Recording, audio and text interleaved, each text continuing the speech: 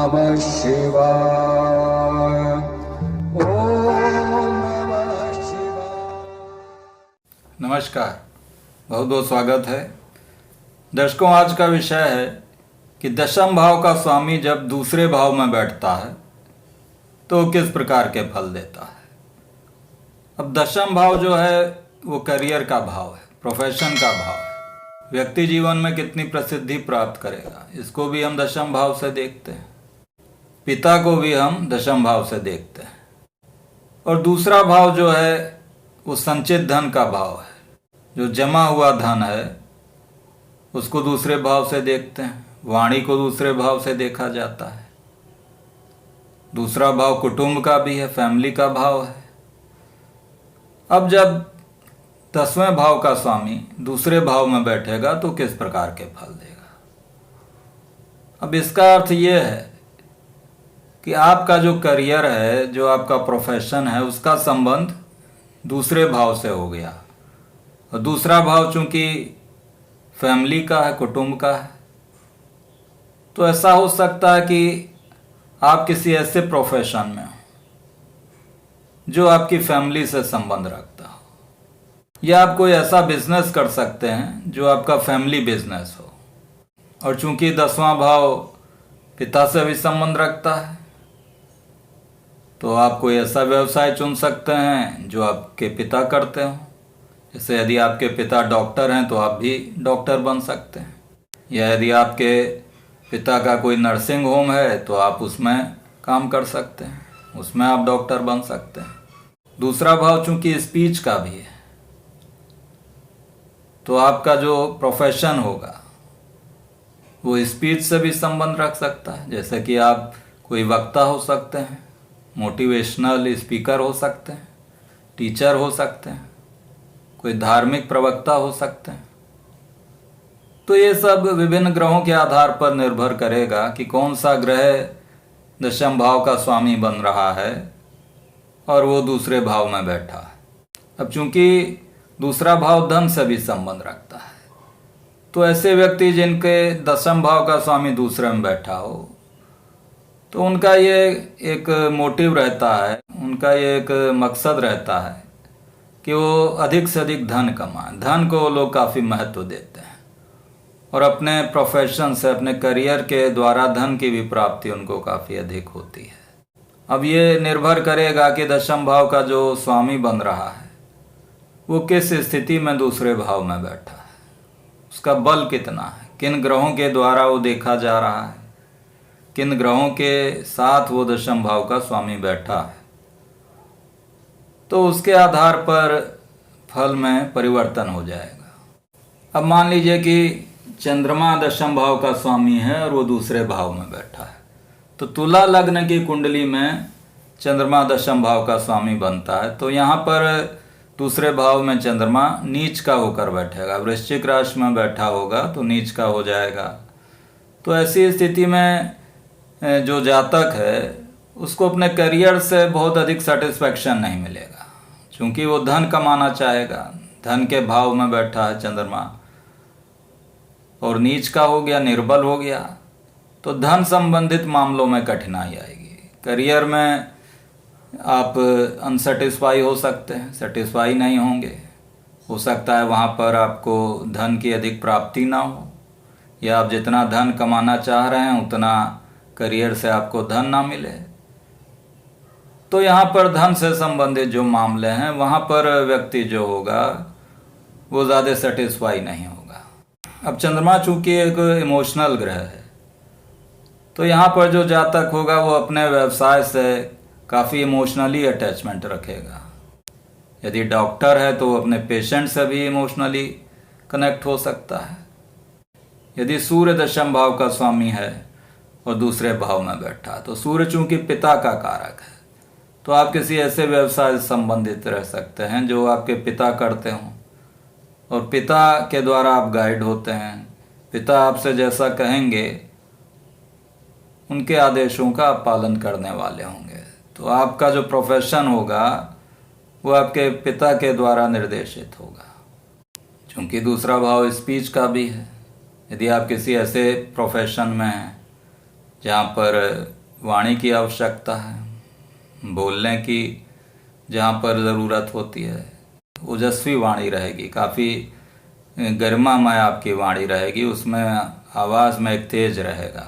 यदि सूर्य दशम भाव का स्वामी है तो ऐसी स्थिति में बृहस्पति की राशि धनु में बैठा होगा सूर्य, और चूंकि धनु राशि बृहस्पति की राशि है तो आप टीचर बन सकते हैं, किसी गवर्नमेंट सर्विस में जा सकते हैं। ऐसा सूर्य यदि बलवान स्थिति में है तो करियर से काफ़ी धन प्रदान करवाता है, गवर्नमेंट के द्वारा धन की प्राप्ति होती है, गवर्नमेंट सर्विस से धन की प्राप्ति होती है। यदि मंगल दशम भाव का स्वामी है और दूसरे भाव में बैठा है, तो यदि सिंह राशि में दूसरे भाव में बैठा होगा मंगल, तो वहाँ पर काफ़ी शुभ स्थिति है।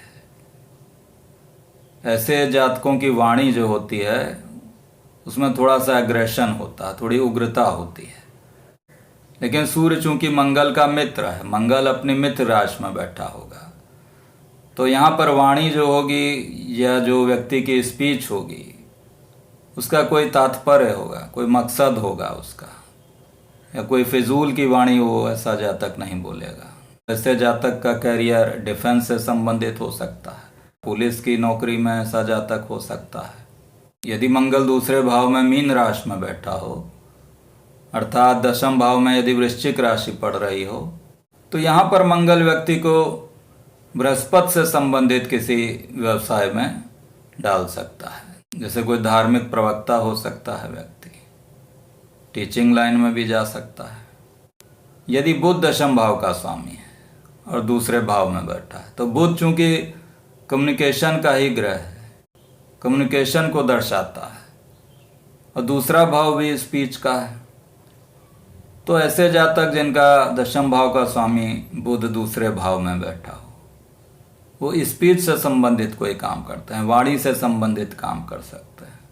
जैसे कोई वीजे होते हैं, जो रेडियो जॉकी होते हैं, वो बन सकते हैं, या टीचिंग प्रोफेशन में भी जा सकते हैं, बुध का संबंध भी टीचर से है। ऐसे जातक बिजनेसमैन भी बनते हैं। बुध यदि तुला राशि में दूसरे भाव में बैठा तो ये काफ़ी शुभ होता है। तुला राशि में बैठा हुआ बुध दूसरे भाव से संबंधित शुभ फल देगा। ऐसे जातक अपने व्यवसाय से काफ़ी अधिक धन कमाते हैं। यदि बृहस्पति दशम भाव का स्वामी है और दूसरे भाव में बैठा है तो ये काफ़ी शुभ स्थिति है। दूसरे भाव में यदि बृहस्पति बैठा है तो वो अपनी नवीं दृष्टि से दशम भाव को देखेगा। दशम भाव में यदि मीन राशि हो तो बृहस्पति दूसरे भाव में कर्क राशि में बैठा होगा, अर्थात उच्च का होकर बैठा होगा। तो ऐसे जातक काफ़ी प्रतिभावान होते हैं, करियर इनका काफ़ी अच्छा रहता है, बहुत उच्च पद को प्राप्त करते हैं। ऐसे जातक अक्सर टीचिंग लाइन में देखे गए हैं और टीचिंग लाइन में काफ़ी उच्च पद को प्राप्त करते हैं। किसी स्कूल के प्रिंसिपल बन सकते हैं, प्रोफेसर बन सकते हैं, या जुडिशियरी के क्षेत्र में सफलता प्राप्त करते हैं। करियर के द्वारा काफ़ी अधिक धन की प्राप्ति ऐसे जातकों को होती है। यदि शुक्र दशम भाव का स्वामी है और दूसरे भाव में बैठा है तो शुक्र की स्थिति दूसरे भाव में काफ़ी शुभ मानी गई है। संगीत से संबंध है, शुक्र का म्यूजिक से संबंध है, तो ऐसे जातक म्यूजिक के क्षेत्र में हो सकते हैं, कला से संबंध रख सकते हैं। जिस भी क्षेत्र से इनका संबंध होगा वहाँ क्रिएटिविटी होगी। शुक्र चूंकि क्रिएटिविटी को दिखाता है, तो दशम भाव का स्वामी शुक्र यदि दूसरे भाव में बैठा हो तो अपनी क्रिएटिविटी के द्वारा ये धन की प्राप्ति करते हैं। कोई ना कोई इनमें कला होगी। दूसरा भाव का संबंध चूंकि खान पान से होता है, फूड से भी संबंध होता है दूसरे भाव का, तो ऐसे जातक होटल से संबंधित व्यवसाय भी कर सकते हैं। ऐसे जातक अपने करियर से काफ़ी अधिक धन की प्राप्ति करते हैं। लेकिन यदि दशम भाव में वृष राशि है तो वहाँ पर शुक्र अपनी नीच राशि में कन्या में बैठा होगा दूसरे भाव में, तो ये स्थिति ज़्यादा शुभ नहीं कही जा सकती। तो यहाँ पर धन की प्राप्ति में इनको संघर्ष करना पड़ सकता है। यदि शुक्र का नीच भंग हो जाता है, जैसे शुक्र के साथ यदि बुध बैठ जाए शुक्र बुध का योग बन जाए दूसरे भाव में, तो वहाँ पर शुक्र शुभ फल देगा, वहाँ इनको करियर में सफलता मिलेगी, धन के लिए काफ़ी अच्छा रहेगा। अब शनि यदि दशम भाव का स्वामी है और दूसरे भाव में बैठा है तो किस प्रकार के फल देगा। शनि एक डिले का ग्रह है, विलंब से काम को करवाता है, क्योंकि दूसरा भाव धन का भाव है और करियर भाव का स्वामी शनि यदि दूसरे भाव में बैठता है तो धन संबंधित मामलों में यहाँ विलंब होगा, धन को अर्जन करने में देरी होगी। तो करियर के शुरुआत में यहाँ पर शनि संघर्ष की स्थिति दे सकता है। यदि वृष राशि में शनि बैठा हो दूसरे भाव में, क्योंकि शनि यहाँ पर एकादश भाव का भी स्वामी बन रहा है, लाभ भाव का भी स्वामी बनेगा, तो लाभ भाव का स्वामी होकर यदि शनि दूसरे भाव में बैठा है तो ये धन के लिए बहुत ही अधिक शुभ है। ऐसे जातक अपने करियर के द्वारा काफ़ी अधिक धन की प्राप्ति करेंगे। यदि दशम भाव में कुंभ राशि है और शनि दूसरे भाव में बैठा है तो ये भी शुभ स्थिति है। यहाँ पर लग्न में वृष राशि होगी, वृष राशि में शनि योग कारक ग्रह बन जाता है, दशम भाव का भी स्वामी बनेगा और नवम भाव का भी स्वामी बनेगा। तो योग कारक होकर ऐसा शनि दूसरे भाव में बैठा होगा मिथुन राशि में, तो ये भी शुभ स्थिति है। यहाँ भी शनि धन से संबंधित शुभ फल प्रदान करेगा। ऐसे व्यक्ति अपने करियर के द्वारा काफ़ी अधिक धन की प्राप्त करते हैं।